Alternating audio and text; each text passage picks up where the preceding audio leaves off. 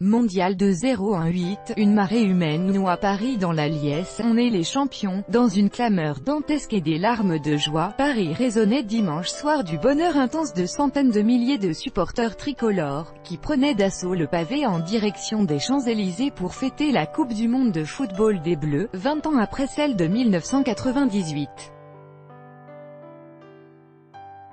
Au coup de sifflet final consacrant la victoire tricolore, 4-2, sur les Croates, devant les bars, dans les rues, dans les appartements, Parisiens et touristes par milliers chantent, dansent, klaxonnent, arrêtent les voitures, pavoisent enrobés dans le drapeau, on a gagné, champion, champion du monde, scande la foule survoltée de 90 000 supporters réunis dans la fanzone parisienne du Champ de Mars, au pied de la Tour Eiffel, qui ne forme plus qu'une marée bleu-blanc-rouge. C'est le plus bel été de ma vie, s'exclame Myriam, 17 ans, en pleurs. J'ai eu mon bac cette année et là on est champion du monde, c'est complètement fou, lance-t-elle, voix cassée à force d'avoir crié et chanté durant 5 heures, nous aussi on peut le dire maintenant. On est champion du monde, des inconnus s'enlacent, une jeune fille embrasse un agent de sécurité sur la bouche.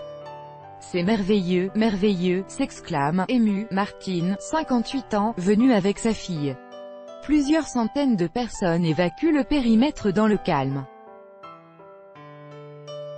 Un haut-parleur hurle à la foule de ne pas aller sur les Champs-Élysées, ces derniers étant saturés, sur la plus célèbre avenue du monde rendue aux seuls piétons, une foule immense, de toute origine, déferle, accourue des bars des rues adjacentes. Champion du monde, on est les champions, hurlent les heureux, en chantant sur l'air de la célèbre chanson Seven Nation Army, ou en soufflant dans des vuvuzelas. Sous les fumées rouges et bleues, les tirs de feux d'artifice et de pétards gros calibre, un jeune de 24 ans se filme avec son portable. « Cousin, on est sur le toit du monde », dit-il à sa caméra. Il va envoyer la séquence sur Snapchat. C'est magnifique, ce soir je vais faire 3 jumeaux à ma copine, je me rends pas compte encore, mais c'est bien vrai, on est champion du monde. La fête ne fait que commencer, s'enthousiasme Xavier Pal, 25 ans.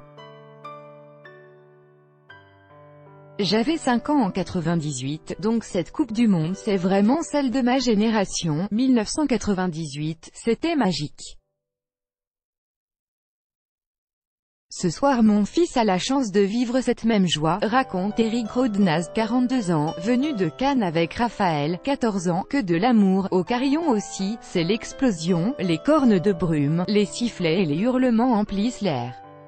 Devant ce bar du 10e arrondissement, visé par les attentats djihadistes du 13 novembre 2015, une foule bigarrée agite ses drapeaux tricolores et fait tournoyer les maillots.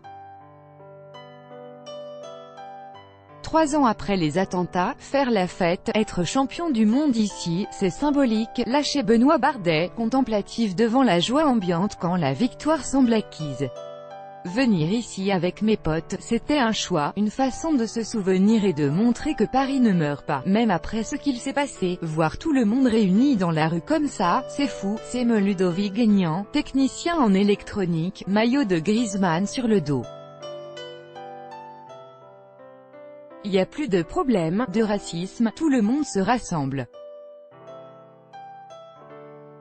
« Y a qu'avec le foot que tu vis ça, on l'a fait », crie sur la place de l'Étoile Eric, ingénieur de 38 ans, bleu-blanc-rouge des pieds au crâne teinté. C'est que du bonheur, c'est que de l'amour. Dans 9 mois il y aura une génération de bébés champions du monde. Je pourrais dire que j'ai connu 2 titres de champion du monde. Ce soir c'est 1998 par 2, tous droits de reproduction et de représentation réservés. Copyright 2018, Agence France Presse.